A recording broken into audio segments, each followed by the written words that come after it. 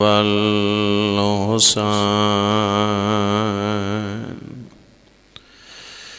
شمس بين القمرين هادينا وهدي ثقلين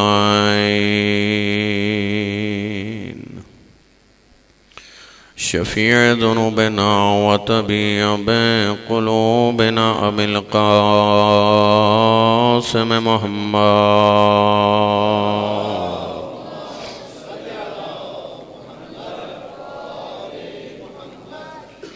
وعلى آل بيته الطيبين الطاهرين المعصومين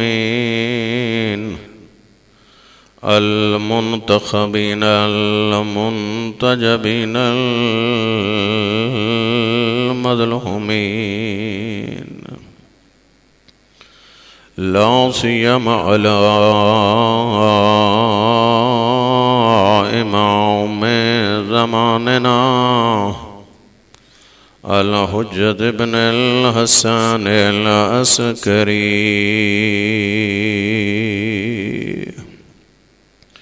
روحي وأرواحنا لتراب مقدمه الفداء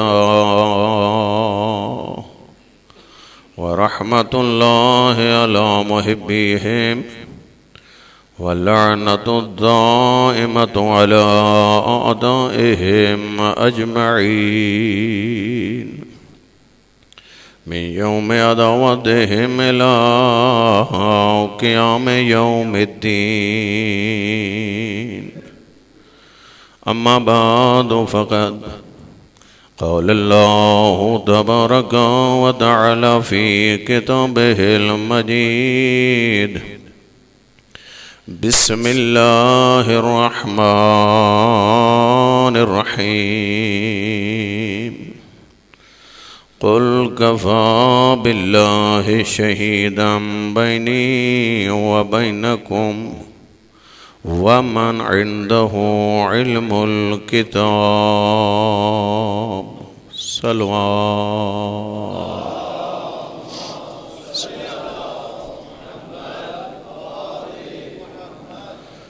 دعاگوں خداوند متعال آپ کی یہ تشریف آوری اپنی درگاہ میں قبول و مقبول فرمائے، دنیا میں معرفت کے ساتھ زیارت اہل بیت نصیب فرمائے، آخرت میں شفاعت اہل بیت سے امکنار کرے، دعاؤں کی مقبولیت کے لیے بلند تر صلوات۔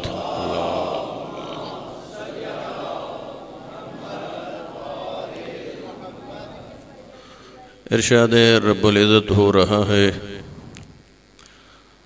وَيَقُولُ الَّذِينَ كَفَرُوا لَسْتَ مُرْسَلًا، اے میرے حبیب وہ لوگ جنہوں نے راہ کفر اختیار کیا ان کا یہ کہنا ہے لَسْتَ مُرْسَلًا، آپ خدا کی طرف سے نہیں بھیجے گئے۔ توجہ ہے میری طرف، وہ لوگ جو انکار خدا کرتے ہیں، وہ لوگ جو رسول کی رسالت کو تسلیم نہیں کرتے، وہ یہ کہتے ہیں کہ لست مرسلا، آپ خدا کی طرف سے نہیں بھیجے گئے۔ تو اے میرے حبیب ان کے جواب میں یہ کہہ دے، قل کہہ دے، کفا باللہ شہیدم بینی و بینکم، میرے اور تمہارے درمیان بس اللہ کی گواہی کافی ہے۔ وَمَنْ عِنْدَهُ عِلْمُ الْكِتَابِ، اور اس ہستی کی گواہی کافی ہے جس کے پاس پوری کتاب کا علم ہے۔ بلند آواز سے صلوات پڑھ لیجئے۔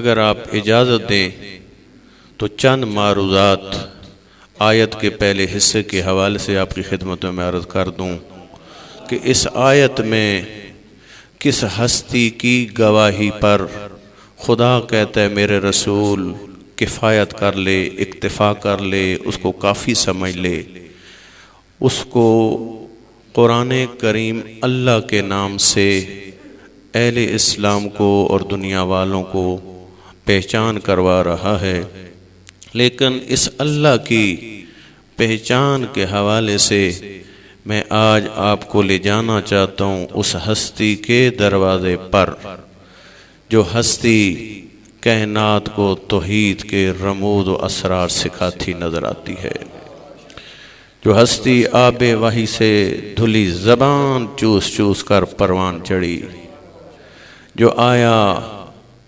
کعبہ میں، اٹھا رب کعبہ کی قسم اٹھا کر، اور اللہ کے گھر میں آنے سے لے کر اللہ کے گھر سے جانے تک علی کی زندگی کا کوئی لمحہ حیات نہیں ملتا جس میں علی کی زندگی کا لمحہ حیات تو نظر آئے، اس میں خدا نظر نہ آئے۔ وہ ہستی بڑے بڑے توحید شناس ماشاءاللہ جوان بھی مجلس میں تشریف فرما ہیں، مختلف انٹرنیٹ کی سائٹوں پہ اعتراضات کیے جا رہے ہیں مجلس حسین ابن علی اور مکتب تشیع پر۔ توجہ دیں آپ کی میری طرف کہ مکتب تشیع وہ مکتب ہے جس کا فقط اور فقط دو چیزوں سے سروکار ہے، اس سے ہٹ کر کسی اور چیز سے سروکار نہیں، اور اس بات پر بین ثبوت ان کی مجالس ہیں، اٹھا کے دیکھو، یا اس میں ذکر علی نظر آتا ہے یا اس میں ذکر حسین ابن علی نظر آتا ہے۔ ان دو چیزوں سے ہٹ کر نہ ذکر خدا ہے، نہ ذکر رسول خدا ہے، نہ ذکر معاد ہے، تو یہ عدم ذکر کو دشمن دلیل بنا رہا ہے کہ ان کا نہ خدا سے تعلق، نہ رسول سے تعلق، نہ عقیدہ معاد سے تعلق۔ لیکن مقام افسوس یہ ہے، آپ کیپٹل میں بیٹھے ہیں، پڑھے لکھے لوگ ہیں، مقام افسوس یہ ہے نہ اہل منبر نے اس کا احساس کیا، نہ بانیان نے اس کا احساس کیا، نہ سامعین نے اس طرف توجہ دی کہ دشمن کس طرف لے جا رہا ہے اور میں کس طرف جا رہا ہوں۔ چاہیے تو یہ تھا اہل منبر بھی اس بات کی طرف متوجہ ہوتا، بانیان بھی اس چیز کی طرف متوجہ ہوتے، سامعین بھی اس چیز کی طرف متوجہ ہوتے۔ رب اکبر کی قسم، وہ اعلیٰ، وہ عرفہ معارف توحید جو عصمت کی زبان پہ جاری ہوئے اور کتابیں اٹی پڑی ہیں، پر ہیں معارف آل بیت توحید کے تعارف میں۔ اگر ایک جملہ میں کہتا ہوں، یہاں تو ایک نہیں، صحیفہ کاملہ اٹھا کے دیکھو، علی ابن ابی طالب کے خطبہ توحیدیہ اٹھا کے دیکھو، دعائے عرفہ اٹھا کے دیکھو، دعائے ابو حمزہ سمالی اٹھا کے دیکھو، ہر دعا میں توحید کے اعلیٰ معارف نظر آئیں گے۔ اتنے ٹھاٹھے مارتا ہوا سمندر معرف آل بیت اور معرفت توحید کا، اس کا ایک جملہ بھی دوسرے مکتب میں جا کے تلاش کرو گے، ڈھونڈتے ڈھونڈتے مر تو سکتے ہو، اتنی اعلیٰ عرفہ توحید پر مشتمل ایک جملہ بھی پیدا نہیں کر سکتے۔ لیکن افسوس، کتابوں کے سینوں میں باتیں محفوظ رہ سکتے، ہم نے نہ بیان کی، نہ آپ نے سنی، نہ آپ نے مطالعہ کیا۔ آئیے آج اسی عظیم توحید شناس کے دروازے پہ چلتے ہیں، پوچھتے ہیں آقا آپ بتائیں خدا کیا ہے، اس کی معرفت کی منزل کیا ہے۔ خطبہ توحیدیہ کتاب نہج البلاغہ، جس کتاب کو مکتب تشیع جتنا افتخار کرے کم ہے، یہ آپ کا افتخار ہے، چونکہ آپ ہیں جو امام المتقین کو خلیفہ بلا فصل مانتے ہیں۔ یہ آپ کا افتخار ہے، یہ آپ کا ترا امتیاز ہے، جتنا ناز کریں، جتنا افتخار کریں کم ہے۔ جس علی نے ایک وہ کتاب ہے نہج البلاغہ، جس کی شرح اہل تسنن کے علماء نے بھی لکھی اور مکتب تشیع کے علماء نے تو لکھنی تھی۔ یہ افتخار ہے کتاب کا۔ اور ایک اور کتاب بھی سن لیجئے، یہ بھی مکتب تشیع کا افتخار ہے، تجرید الاعتقاد خواجہ نصیر الدین توسی، مکتب تشیع کے جید عالم ہیں، عقائد پر کتاب لکھتے ہیں، اس کی شرح آ کر سنی علماء بھی لکھتے ہیں، تشیع کے علماء بھی لکھتے ہیں۔ یہ آپ کا افتخار ہے۔ شارح نہج البلاغہ ابن ابی الحدید اپنی پہلی جلد میں کہتا ہے، جب میں نے یہ ارادہ کیا، اہل تسنن کا عالم ہے، 20 جلدوں میں اس نے شرح لکھی عربی زبان میں، کہتے ہیں میں نے جب یہ شرح نہج البلاغہ لکھنے کا ارادہ کیا، توجہ تھے آپ کی میری طرف، جب میں نے ارادہ کیا اس کتاب کی شرح لکھنے کا، تو مجھ سے پہلی جو اس کتاب کی شروعات لکھی گئیں اس کا میں نے مطالعہ کرنا شروع کیا۔ جب میں مطالعہ کرتا ہوں اس نتیجے پہ پہنچتا ہوں علی ولی اپنی اس عظیم کلام میں مختلف وادیوں میں قدم رکھتا ہے. کبھی درست تصور دنیا کی وادی، کبھی درست تصور آخرت کی وادی، کبھی درست تصور آخرت کی وادی، کبھی درست تصور تقوی کی وادی، کبھی درست تصور زہد کی وادی، کبھی درست تصور جہاد کی وادی. ہر وادی میں علی ابن ابی طالب قدم رکھتے جاتے ہیں. شارحین نہج البلاغہ کے کسی حد تک علی کے ساتھ قدم اٹھتے نظر آتے ہیں. کہتے جو ہی وادی آتی ہے وادی معرفت توحید، علی مجھے وادی معرفت توحید کا تنہا ترین مسافر نظر آتا ہے. وادی معرفت توحید کا تنہا ترین مسافر مجھے علی نظر آتا ہے. وہ عظیم کتاب، علی ولی کا کام ہی دنیا کو خدا تک پہنچانا تھا. لیکن میں کہتا ہوں اٹھے علی کا کلام آج بھی دنیا والوں کو خدا تک پہنچا رہا ہے. اتنی عظیم کتاب جس کا انگلش میں جب ٹرانسلیشن ہوئی اور مغربی مفکرین نے اس کا مطالعہ شروع کیا، توجہ ہے آپ کی میری طرف، یہ آپ کا افتخار ہے. وہ الگ بات ہے میں اور آپ اس کتاب سے کتنا سروکار رکھتے ہیں. دیکھیں دشمن اس کتاب کو دیکھ کر کہاں پہنچا، کہاں ہدایت پائی. برطانیہ میں لندن کے اندر ایک پروفیسر ہے، اس نے اسی نہج البلاغہ کے ترجمے کا مطالعہ کیا، اور ایک مجتہد ایران سے جاتا ہے علاج کے لیے، آپریشن کے لیے. اسے معلوم ہوا جس مکتب کے امام کی یہ کتاب ہے اسی مکتب کا ایک مجتہد لندن میں علاج کے لیے آیا ہے. بڑی تگ و دو کر کے ٹائم بنا کر جب آیا مجتہد کے پاس، اتنا کلام علی سے متاثر ہو چکا تھا. ایک مرتبہ نہیں، اس کی انگلش ٹرانسلیشن کو 1 2 3 مرتبہ مطالعہ کر چکا ہے. اور آ کے مجتہد کے پاس یہ مغربی مفکر یہ کہتا ہے حضور یہ وہ صاحب کلام ہستی ہے جس کے سامنے میں سر تسلیم خم ہوں. یہ وہ صاحب کلام ہستی ہے جس کے سامنے میں سر بے سجود ہوں. یہ مجتہد کہتے ہیں. میں حیران و پریشان ہو گیا کہ علی کے کلام کے ذریعے علی کے دروازے پر یہ مغربی مفکر پہنچ چکا ہے. فوراً وہاں ہی میں متوسل ہوا اپنے آقا سے. میں نے کہا آقا تیری پوری زندگی گزری توحید کے پرچار میں، اب یہ آ چکا ہے مغربی مفکر تیرے دروازے پر، ایک جملہ الہام کر تیرے ذریعے ہی میں اسے خدا تک پہنچا دوں. کہتے فوراً میرے ذہن میں ایک جملہ آیا، یہ میرا جملہ نہیں تھا، علی کا الہام کردہ جملہ تھا. میں نے کہا اے مغربی مفکر، اگر تو اس صاحب کلام کے سامنے تو سر پہ سجود ہے تو اسلام کے اندر ایک اور ہستی ہے جس کے سامنے یہ صاحب کلام بھی سر پہ سجود ہوتا ہے، جس کے سامنے یہ صاحب کلام بھی سر پہ سجود ہوتا ہے. سنیے مغربی مفکر اتنا معرفت علی میں ڈوبا، کہتے حضور اگر یہ صاحب کلام کسی ہستی کے سامنے سر پہ سجود ہوتا ہے تو واقعاً وہ ہستی لائق سجدہ ہے، واقعاً وہ ہستی لائق سجدہ ہے. ایسا عظیم علی اگر اس کو سجدہ کرتا ہے تو اس سے بڑھ کر پھر صاحب سجدہ کون ہو سکتا ہے، لائق سجدہ کون ہو سکتا ہے. ایسا عظیم کلام جو مغربی مفکرین کو متوجہ کرتا ہوا نظر آیا. آئیے دروازے علی سے پوچھیں آقا اس دین میں معرفت توحید کا مقام اور مرتبہ کیا ہے. توجہ تھے آپ کی میری طرف. میرا اور آپ کا پہلا توحید شناس امام ارشاد فرماتا ہے دنیا والو نہ معلوم خدا کے بارے میں تم نے کیا ذہن بنا رکھے ہیں، آئے ہو توحید شناس علی کے پاس، میں تمہیں بتاتا ہوں کہ عقیدہ توحید معرفت توحید کی دین میں مقام اور مرتبہ کیا ہے. میرا آقا ارشاد فرماتا ہے اول الدین معرفتو. آپ نے ماں کی آغوش سے ہم سب نے یاد کیا اصول دین کو، اور پہلے اصول دین میں سے پہلی اصل کیا یاد کرائی گئی؟ توحید، پھر عدل، پھر نبوت، پھر امامت، پھر قیامت. کتنے اصول دین؟ 5 میں سے پہلا کیا ہے؟ توحید. یہ ترتیب ہے جو ماں کی آغوش سے میں نے اور آپ نے سیکھی.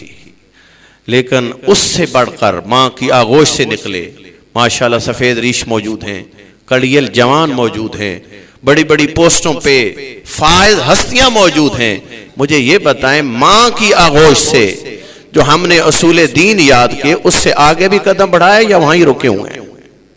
پریشان ہو گئے آپ لوگ، اس سے آگے بھی بڑھے، اس سے آگے بھی کوئی بات یاد کی کہ صرف لفظ توحید یاد کر لیا کہ پہلا اصول دین کیا ہے؟ توحید، اس کے آگے کیا ہے؟ یہ دیکھیں، یہ ہے ہماری حالت، اور مانتے ہیں ان کو جن کا سروکار یہ تھا اگر توحید کے بارے میں اٹھتا تھا اعتراض، ایسا جواب دیتے تھے سوائے اسلام قبول کرنے کے اس کے لیے کوئی راستہ نہیں ہوتا تھا۔ ہشام بن حکم نام سنے؟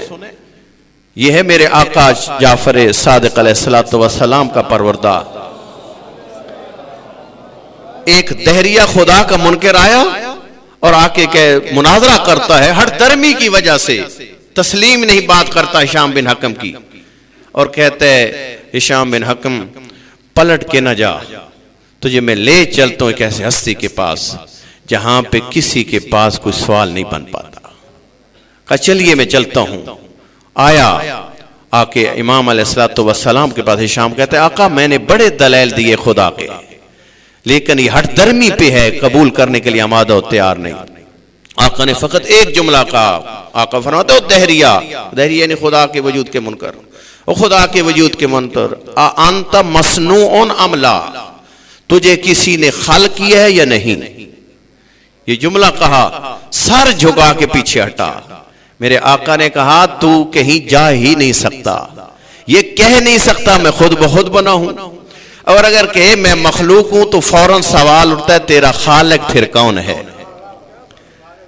یہ ہے ایک لفظ، انت مصنوع ام لا، بتا تجھے کسی نے بنایا ہے یا نہیں، تجھے کسی نے خلق کیا ہے یا نہیں؟ تو جو فرمائی یہ وہ دروازہ ہے جس دروازے پہ عقیدہ توحید ملتا ہے تو وہ بھی منزل کمال کا۔ میرے آقا ارشاد فرماتے ہیں اول دین معرفتو، کیا ترجمہ کروں؟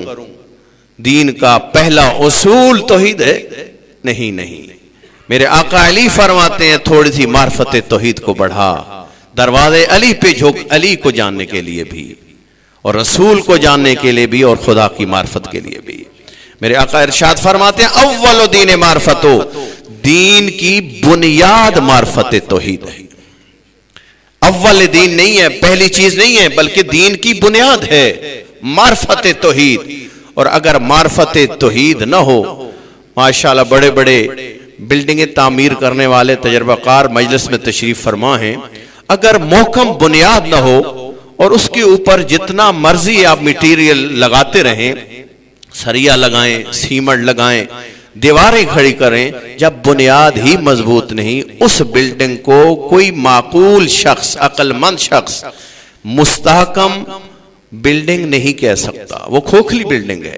میرے آقا فرماتے ہیں دین کی بنیاد ہے معرفت توحید، اور میرے آقا فرماتے ہیں وَكَمَالُ مَعْرِفَتِ بِهِ التصدیق بے، اور اس کی معرفت کا کمال یہ ہے کہ اسے فقط پہچانو نہیں، پہچاننے کے بعد پھر اس کو مانو بھی۔ بس علی ابن ابی طالب یہ فرمانا چاہتے ہیں کہ خدا کی پہچاننے کی منزل اور ہے اور اس کو ماننے کی منزل اور ہے۔ پہچاننے کی منزل اور ہے، ماننے کی منزل اور ہے۔ طول تاریخ میں علی ولی کو پہچاننے والے بہت نظر آئیں گے، لیکن پہچاننے کے بعد علی کو ماننے والے بڑے کم نظر آئیں گے۔ کیا تھا شام؟ کیسی تھی فضائے شام؟ توجہ ہے میری طرف آپ کی؟ کیا تھا شام؟ کیسی تھی فضائے شام؟ بغض علی میں ڈوبی ہوئی فضائے شام تھی۔ ذرا سنیے، پہچاننے کی منزل اور ہے، پہچاننے کے بعد ان کو ماننے کی منزل اور ہے۔ بغض علی میں ڈوبی ہوئی فضائے شام ہے۔ حاکم شام دربار میں بیٹھا ہے، عمرو بن عاص بھی ساتھ بیٹھا ہے۔ ایک نفیس لباس ایک شخص لے کے آیا، تحفے کے طور پہ پیش کرتا ہے حاکم شام کو۔ اتنے میں عمرو بن عاص کا دل للچایا، توجہ ہے میری طرف؟ عمرو بن عاص کا دل للچایا اس لباس کو لینے کے لیے، فوراً یہ کہتے ہیں حاکم شام شعر و شاعری کا مقابلہ کرتے ہیں، شعر و شاعری کا مقابلہ کرتے ہیں، جس کا شعر بہترین ہوا وہ یہ لباس لے لے گا۔ حاکم شام چونکہ اس وقت یہ انداز ہوا کرتا تھا، فی البدی عرب شعر کہتے تھے، کوئی نہیں تھا دربار میں. تاریخ کہتی ہے اتنے میں حاکم شام نے کہا تیرا مشورہ قبول ہے، لیکن یہ بتا ہمارے اشعار کا آج موضوع کیا ہوگا. تھوڑا سا بیدار ہوئے گا. شعر جو کہنے ہیں، شعر کے لیے کوئی موضوع چاہیے یا نہیں؟ موضوع کیا ہوگا؟ تاریخ کہتی ہے عمرو بن عاص نے دائیں بائیں دیکھا، دائیں بائیں دیکھ کے کہا اے حاکم شام ذرا یہ بتا، بعد از مصطفیٰ، بعد از مصطفیٰ پوری امت مصطفیٰ میں کوئی ہستی ہے جو علی سے بڑھ کے ہو، جس کو اپنے اشعار کا موضوع بنایا جائے؟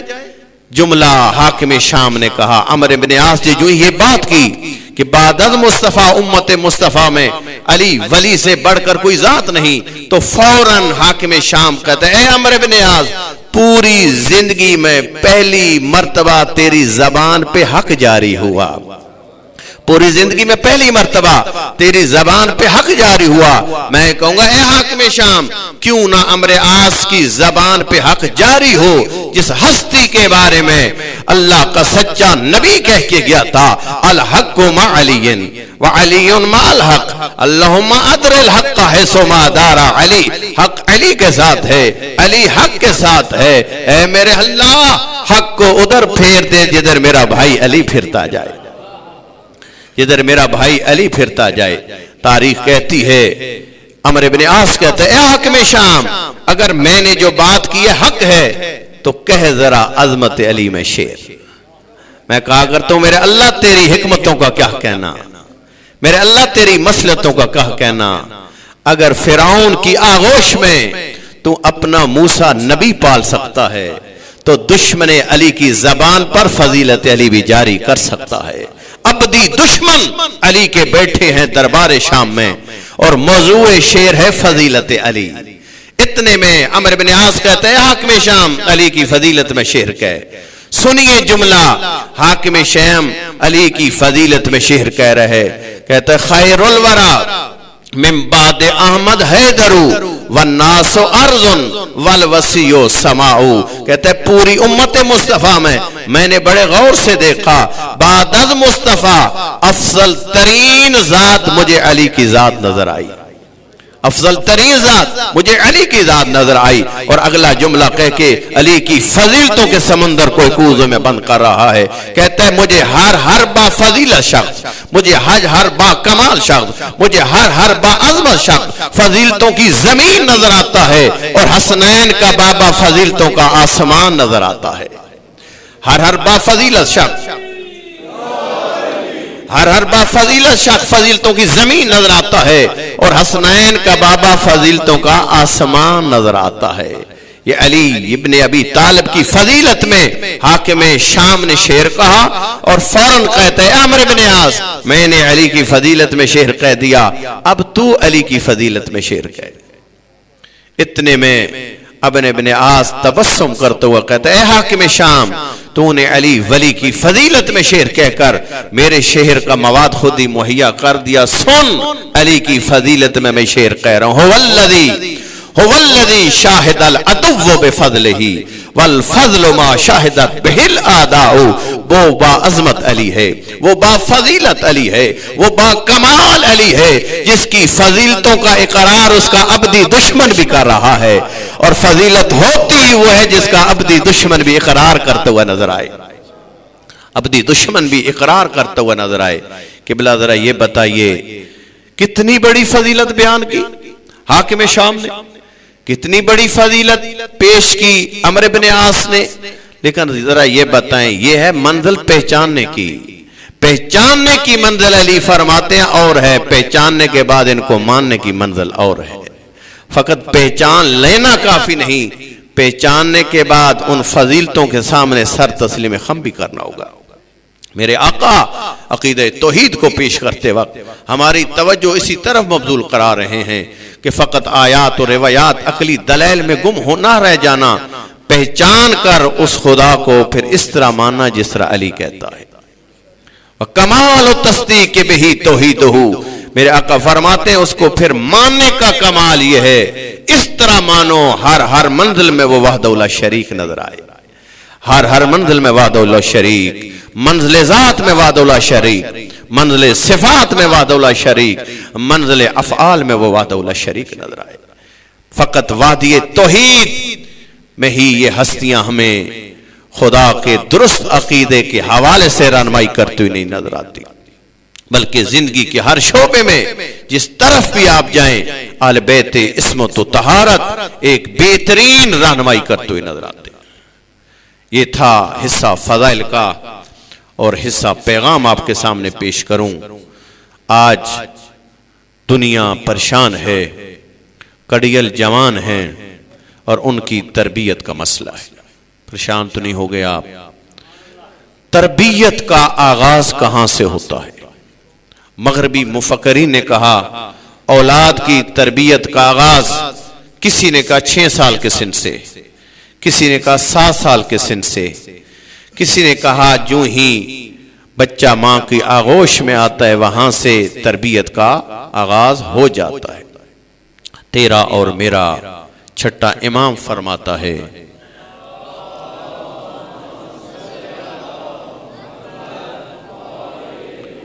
میرے آقا ارشاد فرماتے ہیں تربیت کا آغاز نہ 6 سال کے سن سے ہوتا ہے، نہ 7 سال کے سن سے ہوتا ہے، نہ ماں کے آغوش میں آ جانے کے بعد سے ہوتا ہے۔ اگر چاہتا ہے اولاد کی تربیت کر تو یاد رکھ تربیت اولاد کا آغاز انتخاب ہمسر سے ہوتا ہے۔ توجہ تھی آپ کی میری طرف؟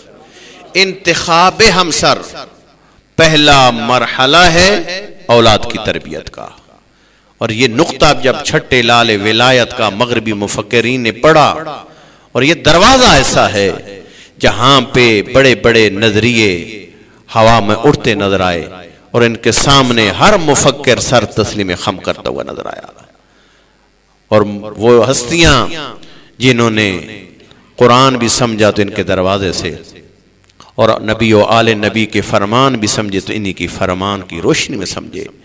جب بزرگان نے تربیت پہ کتابیں لکھنی شروع کی اور یہاں پہ مغربی مفکرین کو متوجہ کیا، کیا تم یہ نہیں کہتے کہ تربیت کا ایک بہت بڑا عامل ہے وراثت؟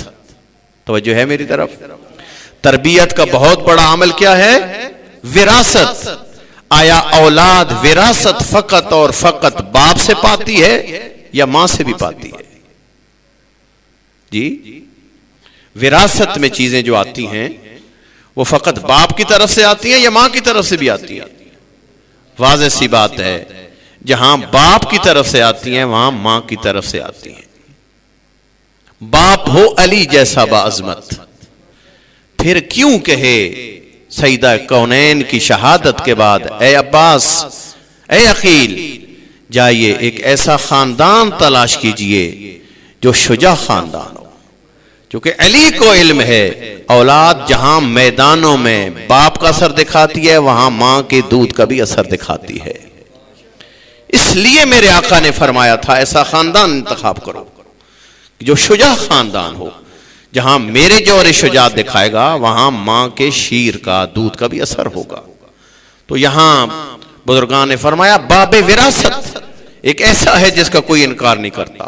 مغربی مفکرین بھی تسلیم کرتے ہیں اور مشرق زمین کے مفکرین بھی، مسلمان مفکرین بھی اس بات کو تسلیم کرتے ہیں کہ وراثت ایک ایسا سبب ہے تربیت کا جو باپ کی طرف سے بھی اور ماں کی طرف سے بھی آتا ہے۔ لہذا پہلا تربیت کا مرحلہ اولاد کا انتخاب ہمسر ہے۔ کوشش کر جب رشتے ازدواج میں پرونا چاہتا ہے بیٹے کو تو وہاں دیکھ کیسی لڑکی کا تو انتخاب کر رہا ہے۔ پریشان تو نہیں ہو گئے؟ کیسی لڑکی کا انتخاب کر رہا ہے؟ معیار مال کو نہ بنا، معیار کمال کو بنا۔ مال و زر کے پیچھے جائے گا دنیا بھی برباد ہوگی، آخرت بھی برباد ہوگی، اور اگر معیار کمال کو بنائے گا دنیا بھی آباد ہوتی نظر آئے گی، آخرت بھی آباد ہوتی نظر آئے گی۔ یہ جملہ میں اپنے آپ کی طرف سے نہیں کہہ رہا، سیرت آل بیت سے بات کر رہا ہوں۔ رشتہ مانگنے والا علی جیسا، جس ہستی کا رشتہ مانگنے جا رہا ہے وہ کردار ہے بطول جیسا۔ پڑھا تاریخوں میں سنا علماء سے، بڑے بڑے سرمایہ دار مدینے کے گئے رسول کے پاس، رسول نے فرمایا اس کا فیصلہ خدا نے کرنا ہے۔ رسول نے ضرورت ہی محسوس نہیں کی دروازے بطول تک سیدہ کونین کے ساتھ مسئلہ ذکر کریں۔ 3 شخص، ایک شخص گیا، دوسرا شخص گیا، تیسرا شخص گیا اور جواب لے کے پلٹے۔ تاریخ کہتی ہے تینوں مسجدیں، یہ باتیں ممبر پہ نہیں ہوتی، یہ بھی ایک فضیلتوں کا پہلو دیکھیں، مسجد نبوی میں تینوں مالدار بیٹھے ہیں جو ظاہری طور پہ بڑے مقام اور مرتبے بھی رکھتے تھے، مال و ثروت بھی بڑا رکھتے تھے، لیکن نبی نے اصلاً بطول سے پوچھنے کی ضرورت ہی محسوس نہیں کی۔ فرمایا نہیں، پلٹ جائیے، پلٹ گئے، تینوں مسجد میں بیٹھے ہیں۔ تاریخ لکھتی ہے ایک دوسرے کو کہتے ہیں بتائیں آپ بھی گئے، میں بھی گیا، یہ صاحب بھی گئے، ذرا یہ بتائیں نبی بیٹی کا رشتہ کس کو دینا چاہتا ہے؟ اللہ اکبر، یہ ہے عظمت۔ تینوں مل کر وہاں یہی کہتے ہیں یہ رشتہ اگر مل سکتا ہے تو فقط علی کو مل سکتا ہے۔ یہ ہے عظمت علی، یہ ہے کمال علی، یہ ہے فضیلت علی۔ تینوں مل کے کہتے ہیں یہ رشتہ اگر مل سکتا ہے تو کس کو مل سکتا ہے؟ فقط علی کو۔ کہا چلتے ہیں علی کے پاس۔ مولا باغ میں تھے، مزدوری میں مصروف ہیں۔ کہا علی ہم تینوں گئے، لیکن یاد رکھ ہمیں تیور نبوت یہ نظر آئے، وہ رشتہ فقط تجھے مل سکتا ہے۔ آقا آئے، غسل فرمایا، لباس تبدیل کر کے سچا وسیع سچے نبی کے دروازے پہ آیا۔ تاریخ کہتی ہے آ کے بیٹھے دو زانو ہو کے۔ آج انداز تکلم بدلا ہوا ہے، شرم و حیا مانے ہے، سر جھکا ہوا ہے۔ نبی فرماتے ہیں علی کوئی بات کرنا چاہتا ہے، کر نہیں پا رہا۔ کہا جی رسول اللہ میں آیا ہوں۔ کہا اظہار کر۔ نبی اظہار کروانا چاہتے تھے، کہا اظہار کر۔ کہ آقا میں آیا ہوں بطول کے رشتے کے لیے۔ جو ہی یہ بات کی، تاریخ کہتی ہے اللہ کا نبی فوراً اٹھا۔ کہا علی بیٹھے، میں بطول سے پوچھ کے آتا ہوں۔ پریشان تو نہیں ہو گئے؟ اس جملے کی طرف میں حالات حاضرہ کو مد نظر رکھ کر جملہ کہہ رہا ہوں۔ اس کے اندر ایک بہت بڑا میرے لیے اور جو والدین بیٹھے ان کے لیے پیغام ہے۔ کون ہے نبی؟ النبی اولا من انفسکم۔ نبی وہ نبی ہے جس کے صدقے میں، کل جملہ میں نے کہا، جس کے صدقے میں نبیوں کو نبوت ملی، رسولوں کو رسالت ملی، اور وہ ہستی ہے جو لوگوں پر لوگوں سے بڑھ کر تصرف کا حق رکھتا ہے۔ اگر لوگوں پر لوگوں سے بڑھ کر تصرف کا حق رکھتا ہے تو بطول پر بطول سے بڑھ کر حق تصرف نہیں رکھتے تھے؟ کیوں گئے؟ پھر معصوم ہے، کیا مرضی زہرا کو نبی نہیں جانتے تھے؟ پریشان تو نہیں ہو گئے آپ؟ پیغام ہے، نبی گئے، تاریخ کہتی ہے نبی گئے اور علی مولا کے پاس آئے، سیدہ بطول کے پاس آئے اور سیدہ بطول کو آ کر یہی جملہ ارشاد فرماتے ہیں، اے زہرا تیرے رشتے کے لیے علی آیا ہے۔ بی بی دو عالم نے 2 لفظیں کہیں، تاریخ کے سینے میں موجود ہیں۔ بی بی فرماتی ہیں بابا تیری زہرا تیری رضا پہ راضی ہے، تیرے خدا کی رضا پہ راضی ہے۔ بی بی کو علم ہے کہ اللہ کی رضا کیا ہے اور میرے بابا کی رضا کیا ہے۔ بی بی فرماتی ہیں زہرا تیری رضا پہ راضی، اللہ کی رضا پہ راضی۔ ان 2 جملوں سے مجھے 2 پیغام ملتے ہیں، بس یہی آپ تک منتقل کرنا چاہتا ہوں۔ نبی النبی اولا من انفسکم کا مصداق جاتا ہے بطول کے پاس اور بطول یہ جواب فرماتی ہیں، تو میں تو یہ سمجھتا ہوں نبی نے علی جیسا داماد معصوم گھر میں آیا، لبیک نہیں کہی، ہاں نہیں کہی، کہا میں بیٹی سے پوچھ کے آتا ہوں۔ یہ اپنے عمل کے ذریعے نبی مکرم اسلام دور جہلیت کے باطل نظریات پر خط بطلان کھینچ رہے ہیں۔ وہ اور اس دین ہے جس میں بیٹی کا مقام نہیں، یہ اسلام ہے۔ نبی بھی بیٹی سے پوچھے بغیر بیٹی کا رشتہ طے نہیں کرتا، نبی مختار بھی بیٹی سے پوچھے بغیر بیٹی کا رشتہ طے نہیں کرتا۔ بے شک باپ کی اجازت شرط ہے، لیکن رکن ازدواج زوجین میں سے ایک مرد ہوتا ہے، ایک لڑکا اور ایک لڑکی ہے۔ توجہ فرمائیے، شرط ہے باپ کی اجازت، لیکن رشتہ کس کا ہونا ہے؟ لڑکی اور لڑکے کا، یہ حق ہے لڑکی کا، پوچھ۔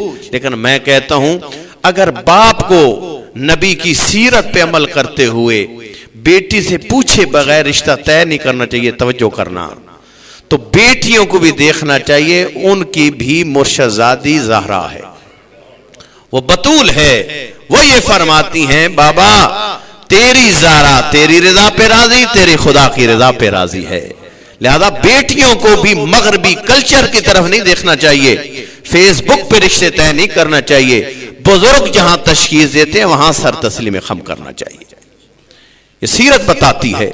توجہ فرمائی، سب سے پہلا مرحلہ تربیت اولاد کا کیا ہے؟ انتخاب ہمسر۔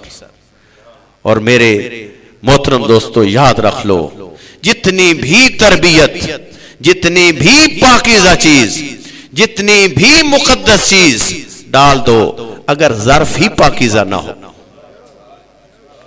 لہذا پہلے ظرف پاکیزہ کا انتخاب کر، پھر اس پاکیزہ ظرف سے پاکیزہ چیز نکلنے کا انتظار کر۔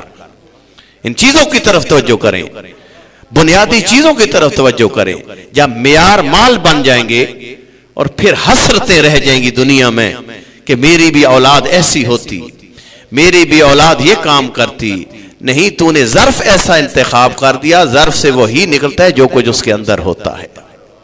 کدھر چلا گیا، کدھر چلا گیا؟ دوسرا مرحلہ تربیت اولاد کا شکم مادر۔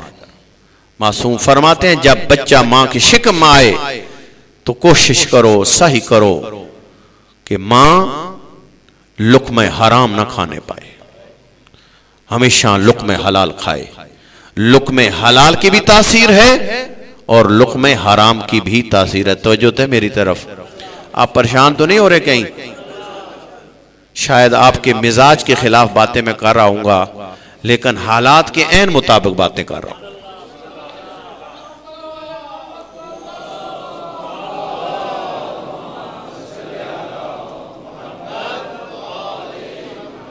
دوسرا مرحلہ تربیت اولاد کا شکم مادر۔ معصوم فرماتے ہیں اولاد کو لقمہ حلال دینے کی کوشش کر، ماں لقمہ حلال کھائے گی، بچے کا گوشت پوست جو پروان چڑھے گا، رشد کرے گا، وہ اس لقمہ حلال سے ہوگا اور لقمہ حلال کی تاثیر ہوگی۔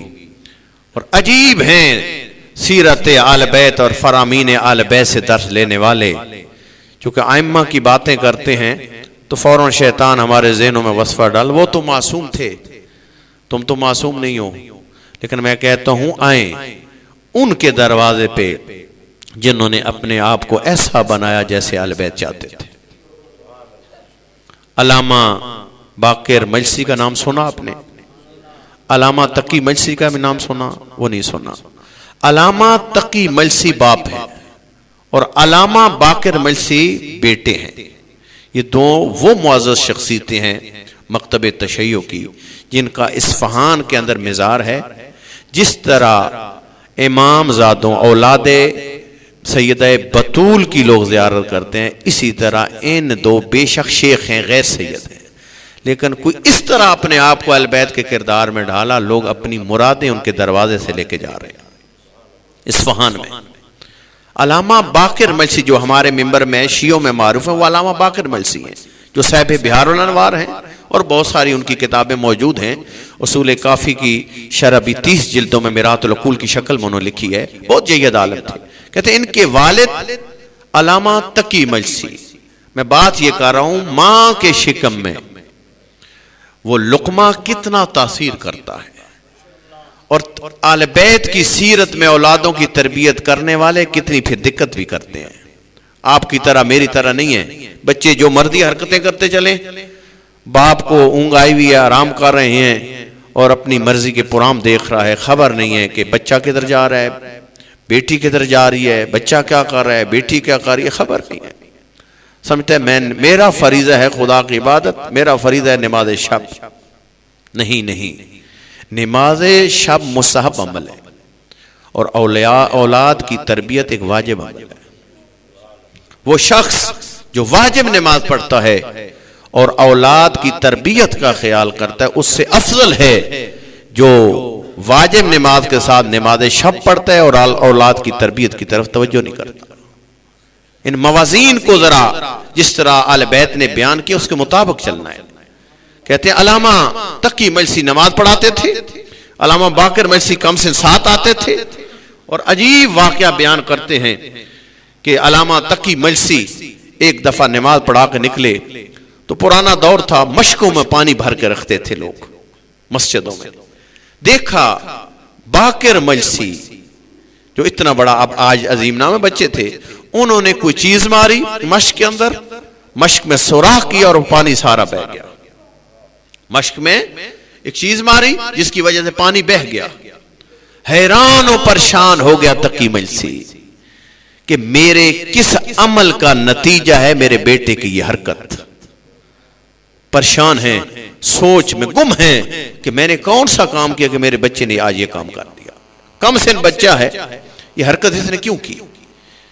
ایک فضول اور بغیر کسی حرج کے مرج کے اور کیا کر دیا، فوراً پانی ضائع کر دیا۔ اسی پریشانی کے عالم میں گھر پلٹے۔ توجہ ہے میری طرف؟ پریشانی کے عالم میں گھر پلٹے، ایک مشک میں سوراخ کیا۔ پریشان ہے باپ کہ یہ حرکت کی کیوں، حرکت کی کیوں؟ زوجہ تھی تقی مجلسی کے مزاج کو سمجھنے والی، فوراً کہتی ہے حضور آج آپ پریشان نظر آ رہے ہیں۔ کہا بیٹے کی ایک حرکت نے آج پریشان کر دیا۔ کہا کیا؟ کہا آج میں نے نماز پڑھا کے جب آیا دیکھا وہاں یہ کھیل رہا تھا اور مشک میں جا کے سوراخ کر دیا، اور مشک مسجد میں جو پڑی تھی اس کا سارا پانی بہ گیا۔ میں یہ سوچ رہا ہوں یہ بچے نے جو حرکت کی ہے میری کس غلطی کا نتیجہ ہے، میری کس غلطی کا نتیجہ ہے۔ فوراً کہتے ہیں میں نے بہت سوچا، میری سمجھ سے باہر ہے۔ آپ بھی ذرا سوچیں، آپ بھی ذرا سوچیں، باپ کی غلطی بھی اثر انداز ہے، ماں کی غلطی بھی اثر انداز ہے۔ توجہ کیجئے گا، ماں کی غلطی بھی اثر انداز ہے۔ زوجہ تھی، یوں آ کے فوراً تھوپ نہیں دیا میں تو بہت متقی ہوں، میں بہت بڑا عالم ہوں، میں بہت بڑی شخصیت ہوں، یہ تیری کسی غلطی کا نتیجہ ہے۔ ہاں نا، کہا میں بھی سوچ رہا ہوں، تو بھی سوچ، تیری کسی غلطی کا یہ نتیجہ ہے یا میری کسی غلطی کا نتیجہ ہے؟ کہتے ایک دن گزرا، دوسرے دن تقی مجلسی کی زوجہ باقر مجلسی کی والدہ آئی۔ کہا حضور وہ بچے نے جو حرکت کی ہے وہ آپ کی غلطی کا نتیجہ نہیں، میری غلطی کا نتیجہ ہے، وہ میری غلطی کا نتیجہ ہے۔ کہا کیا غلطی؟ کہا کہ جب میں امید سے تھی یہ باقر مجلسی میری شکم میں تھا، میرے شکم میں تھا، میں ہمسائے کے گھر گئی اور ہمسائے کے گھر میں ایک انار کا باغ تھا، انار کا درخت تھا اور انار کا پھل لگ چکا تھا۔ ایک دانہ میں نے دیکھ کر میرا دل للچایا اور میرے ذہن میں بات آئی، نہ معلوم اس انار کے دانے میٹھے ہیں یا کھٹے ہیں۔ تو پرانے دور میں جو بزرگ بیٹھے ہیں، خواتین ایک سوئی بھی گلے میں ڈال کے رکھا کرتی تھی۔ جی ہم نے بھی بچپنے میں بزرگ عورتوں کے گلے میں دیکھی ہیں۔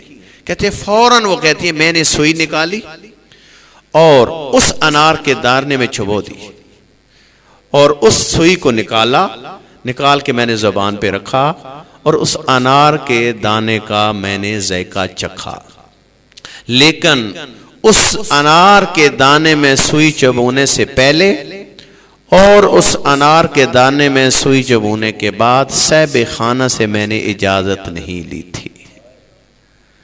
میں یہ دیکھ رہی ہوں بغیر اجازت کے وہ ایک قطرہ انار کے دانے کا بغیر اجازت کے جو میں نے چکھا وہ سبب بنا آج میرے بیٹے نے یہ حرکت کر دی ہے، میرے بیٹے نے یہ حرکت کر دی ہے۔ دیکھا اگر باپ ہو تقی مجلسی جیسا، ماں ہو ایسی دقت کرنے والی کہ چھوٹی چھوٹی اپنی بات پہ توجہ کرے کہ یہ بچہ کم سن ہے، یہ حرکت کیوں کر رہا ہے اور منفی چیزوں کی طرف کیوں جا رہا ہے، تو کہتے ہیں کہ یوں کر کے اولاد کی تربیت اولاد کو ڈانٹ ڈپٹ کرنے سے نہیں بلکہ اپنا کردار بنانے سے۔ محسوس تو نہیں کر رہے آپ لوگ؟ جی یہ حقائق ہیں، حقائق شریعت، یہ انداز تربیت جو آل بیت کے گھرانے سے ہم کو پہنچا. یہ نہ تقی مجلسی معصوم ہے نہ باقر مجلسی معصوم ہے. ایک چھوٹی سی بچے کی منفی حرکت کو دیکھ کر فوراً توجہ کرتے ہیں کہ اس بچے نے یہ حرکت کیوں کی، اور دیکھا ماں کے شکم میں موجود اولاد ہو اور ماں ایک قطرہ بغیر اجازت کے کھا لے، اس کی تاثیر کیا ہوتی ہے. اور جہاں باپ مسلسل حرام کما رہا ہو اور مسلسل زوجہ کو حرام کھلا رہا ہو، پھر کہے کہ پوری رات میرا کڑیل جوان گھر نہیں رہتا، تو اس پہ تعجب نہ کر، اپنی روزی پہ توجہ کر، روزی کی طرف توجہ کر کہ روزی ایسی کھلا رہا ہے، اس روزی کی تاثیر یہ ہونی ہے. اگر بچہ ہے کڑیل جوان، باپ کو باپ نہیں سمجھ رہا، باپ کے ساتھ اس کا انداز تکلم غلام والا ہے، تو باپ بیٹے کے اوپر افسوس نہ کر، اپنے جو رزق کھلایا ہے اس کی ماں کو اور اس بیٹے کو، اس پہ غور کر. یہ ایسی عجیب چیز ہے رزق حرام کہ انسان کو کہاں سے کہاں تک پہنچا دیتا ہے. حتیٰ رزق حرام کی تاثیر یہ ہے انسان کو قاتل امام معصوم بنا دیتا ہے. آخری جملہ روز عاشور کو حسین ابن علی نے فرمایا تھا، کیوں کوفیو، میں حجت خدا ہوں، میرے علاوہ اللہ کی زمین پر اور کوئی نواسہ رسول ہے ہی نہیں، میری بات کا تمہارے اوپر اثر نہیں ہو رہا. سن لو وجہ بیان کی، قد مولیت بطونکم من الحرام، تمہارے پیٹ مال حرام سے پر ہو چکے ہیں، اور جہاں مال حرام سے پیٹ پر ہو چکے ہوں وہاں پہ حجت خدا کی بات بھی تاثیر نہیں کرتی، حجت خدا کی بات بھی تاثیر نہیں کرتی. معصوم فرماتے ہیں کہ اگر دین کے صادق آل محمد کا فرمان ہے،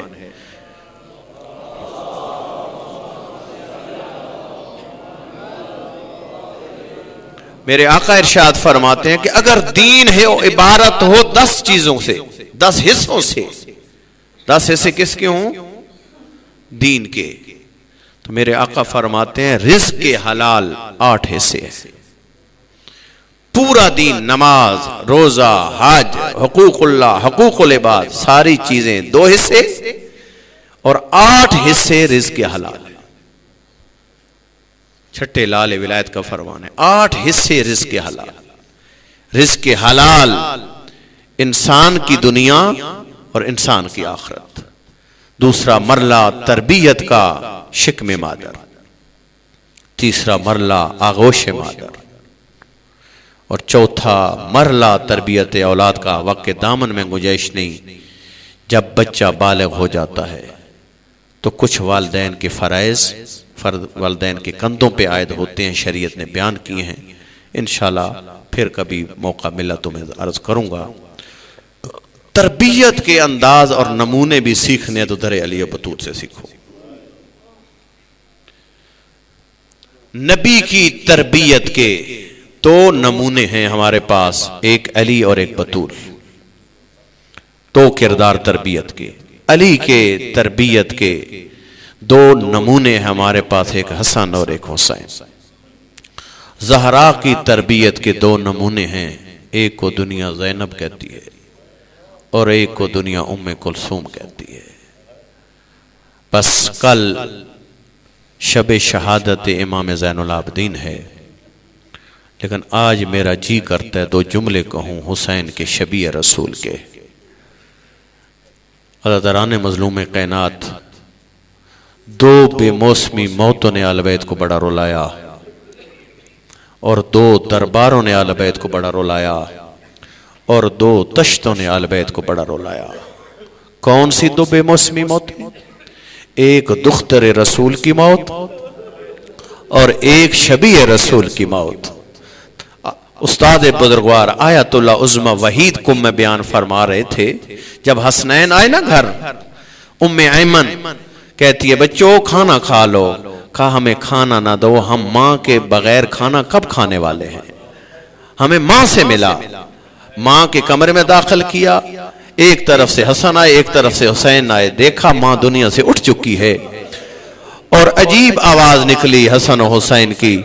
اتنے میں ام ایمن کہتی ہے بچوں بھاگتے جاؤ، جا کے ماں کو، جا کے بابا کو بھی اطلاع دو۔ روتے ہوئے حسن و حسین مسجد کی طرف آئے، اور یہ پہلا موقع ہے، مورخ لکھتا ہے روتا ہوا حسن حسین آیا، سامنے نبی موجود نہیں ہے۔ روتے ہوئے حسن حسین مسجد نبی میں آئے، اور علی ولی نے دیکھا۔ آیت اللہ عظمہ آغا وحید کہہ رہے تھے کون تھا علی؟ فاتح بدر و حنین علی، قاتل مرحب و انتر علی، اتنا شجاع علی۔ زہرا کی موت کا سر کیا ہوا؟ حسنین کو روتا دیکھ کر کہتے ہو میرے کم سن بچوں رو کیوں رہے ہو؟ کہا بابا ہماری مہربان ماں دنیا سے اٹھ گئی ہے۔ آغا وحید فرماتے قد واقع علی علی الارض، زہرا کی موت کی خبر سن کر علی منہ کے بل زمین مدینہ پہ گرا۔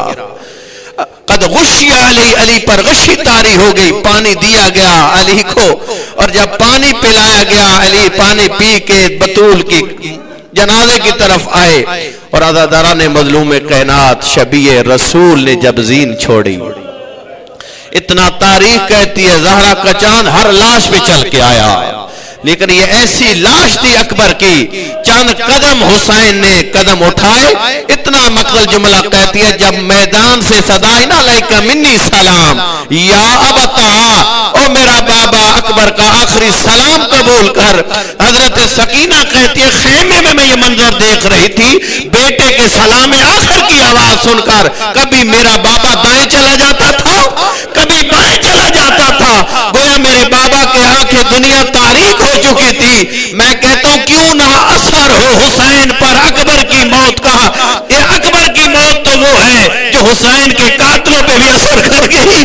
اتنا عجیب مقتل جملہ لکھی ہے، جب دربار شام میں پہنچے نا قیدی، یوں نیزے پہ سوارتے سر، اتنا لعین دشت میں بیٹھا تھا شراب پیتے پیتے، یوں نیزے پہ نگاہ کر رہا تھا، اوپر سروں پہ نگاہ کرتے کرتے ایک سر پہ نگاہ یزید کی رک گئی، یزید تھا شرابی، اتنے میں سوال کرتا ہے لمن حاضر، ذرا یہ بتاؤ یہ کس شہید کا سر ہے؟ اتنے میں جو کربلا میں کہتا ہے ہاذا راس علی ابن الحسین، یہ حسین کا ایک بیٹا تھا شبیہ رسول جس کو دنیا اکبر کہتی ہے، یہ اس کا سر ہے۔ کہتا ہوں کمینے ذرا مجھے یہ بتاؤ کربلا میں اگر حسین کے اکبر کو رونا دیا، جملہ سن لو عجیب جملہ کو میں بزرگ عالم فرما رہے تھے، یزید کہتے ہیں ذرا یہ بتاؤ کربلا میں تم نے پہلے حسین کو مارا یا اکبر کو مارا؟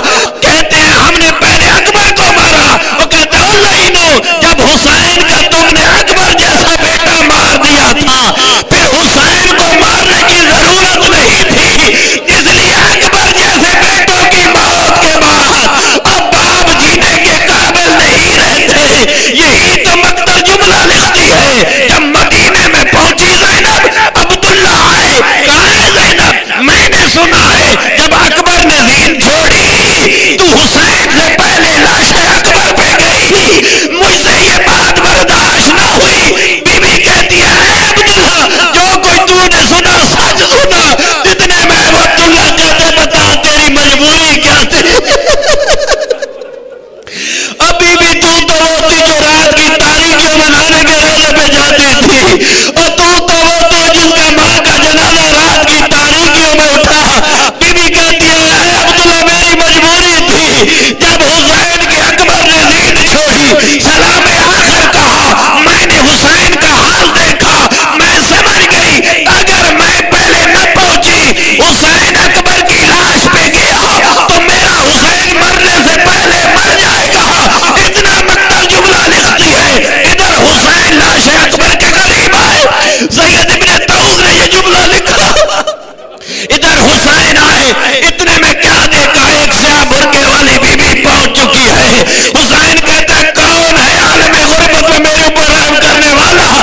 بی بی کہتی ہے تیرے مشن کی تکمیل زینب ہو، سنو کہ مقام زینب۔ اتنا مقتل جملہ لکھتی ہے اکبر کی موت بھول گیا حسین، اپنی آبا کو سر زینب پہ رکھا حسین نے۔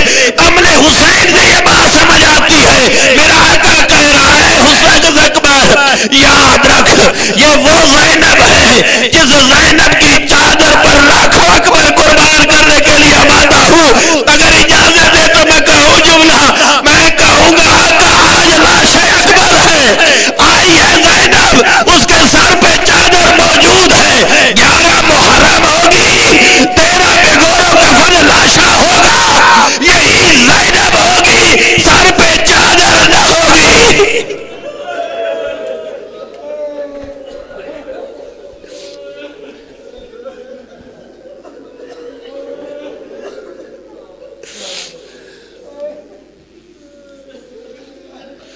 میرے اللہ تجھے